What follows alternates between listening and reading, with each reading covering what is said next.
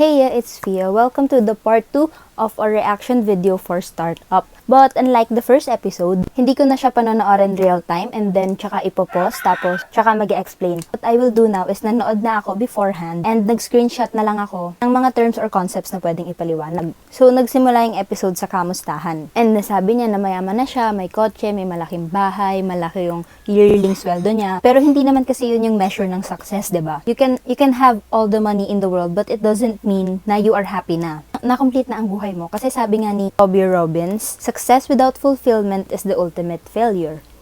'Di ba? So mayaman nga siya pero wala naman siyang pinagagastusan kasi 'di ba orphan siya, wala siyang family. Parang aanhin mo yung pera kung hindi ka masaya, kung wala kang napaglalaanan nun to make you happy, 'di ba? So ang tinanong naman ng lola na, are you married?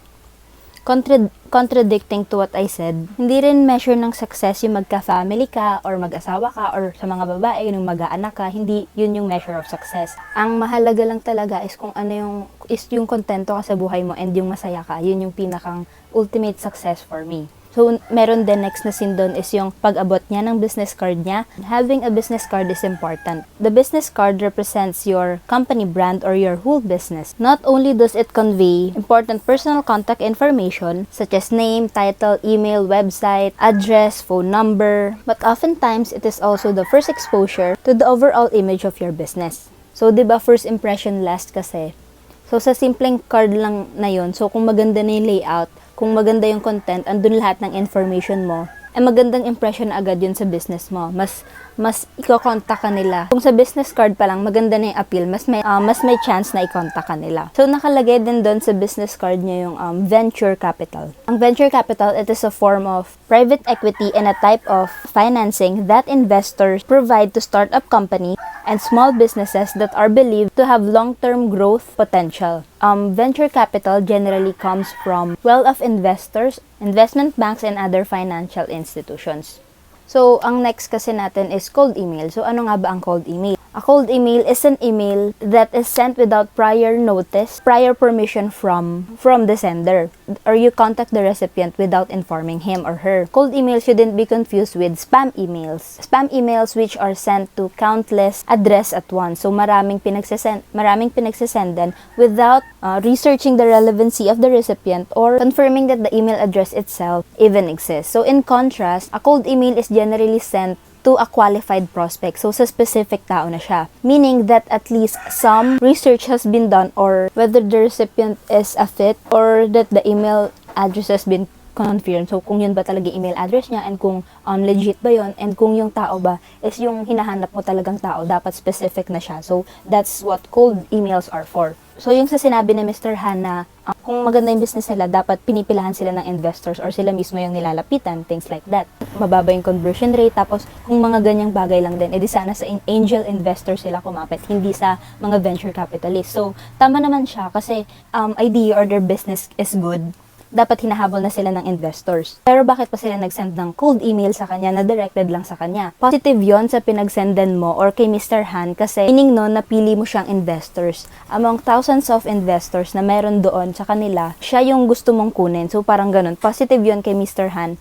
Pero naging negative yung approach or naging negative yung tingin niya dun sa attack na yun na pag-send ng cold email. Kasi ang dating, parang sila yung naghahabol ng mga investors, imbis na sila yung hinahabol. So, ang idea parang, baka hindi maganda yung business nila. Kaya naging negative yung dapat na something positive sana na cold email. So, next, no business related naman. Pero, yung comparison ng life ni Dalmi and ni NJ, so parang split screen sila dyan. For me, ang ganda na naman ng edit, ng transition, ng split screen. Magkaiba sila ng shoes, magkaiba sila ng bag, magkaiba sila ng breakfast and everything like that. Parang kino-compare yung life nila in one screen and ang ganda, natuwa lang ako. Again, parang pinakita na life is easy for the other person.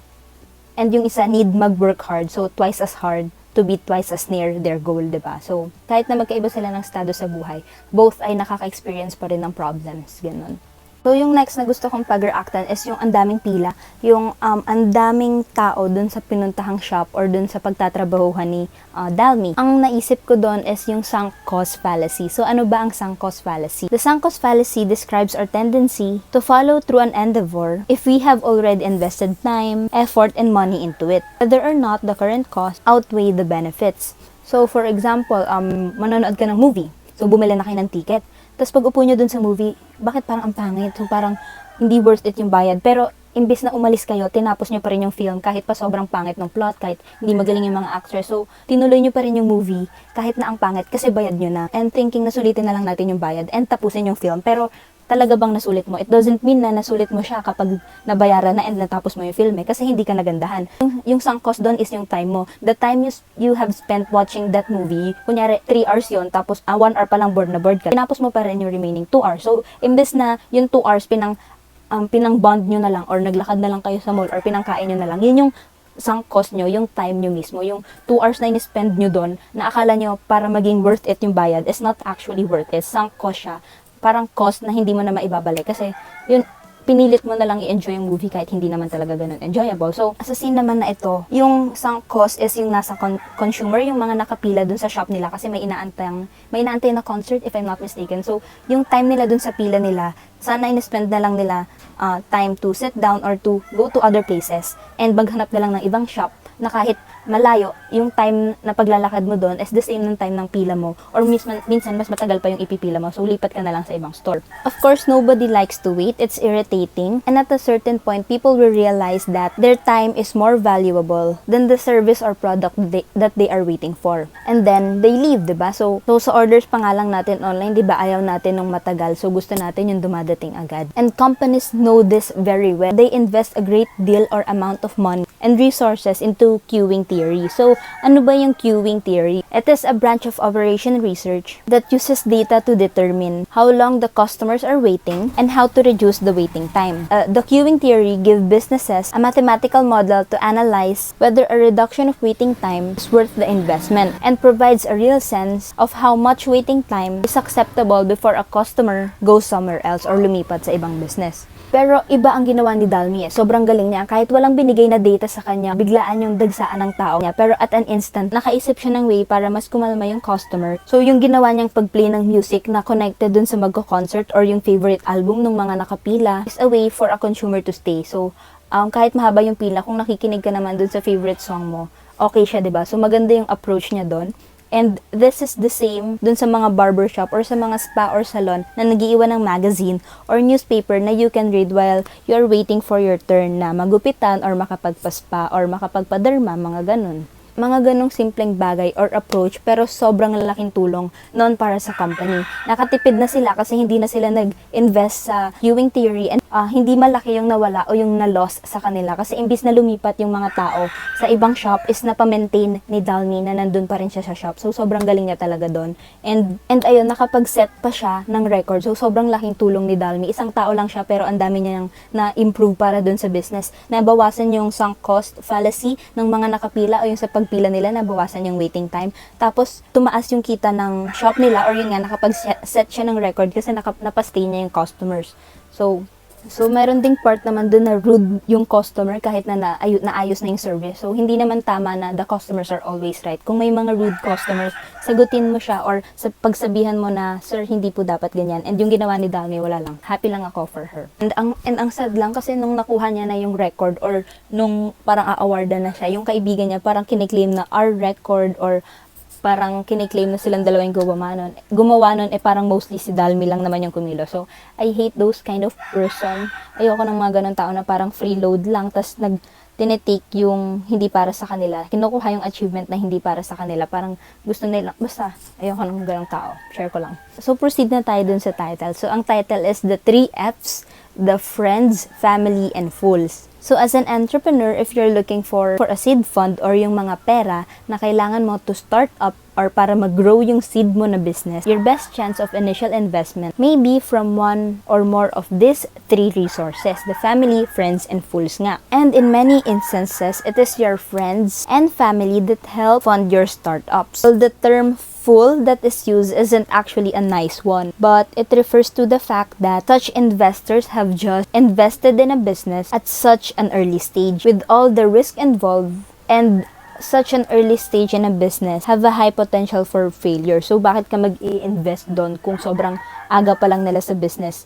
unless nga your family. So, natawag silang fool kasi parang masyado silang positive thinking, masyado silang nagtatrust kahit pa malaki yung chance ang mag-fail yun. So, sa friends and family members, you want to support your business venture by lending or gifting funds to you. In some case of friends or family, they may want to invest or purchase an ownership interest in the business venture. So, ayun, nabanggit na nasa early stage pa lang sila. So, gaya nga nung sa previous vlog ko, ang early stage ay yung first part ng startup. Early stage of startups focus on product development, building a customer base, and establishing a strong cash flow. Early stage business model often involve finalizing your product or services and gathering marketing data. This is also called the seed stage nga of startup. In many cases, it also includes getting enough funding to support your product development and for you to move on to the other phases of your business. Next is dun sa sinabi nilang 1 in a million chance to win the CODA competition or yung international competition. Well, tama naman yan. Kahit maliit yung chance nyo, dapat i-take mo yung risk. Ano ba namang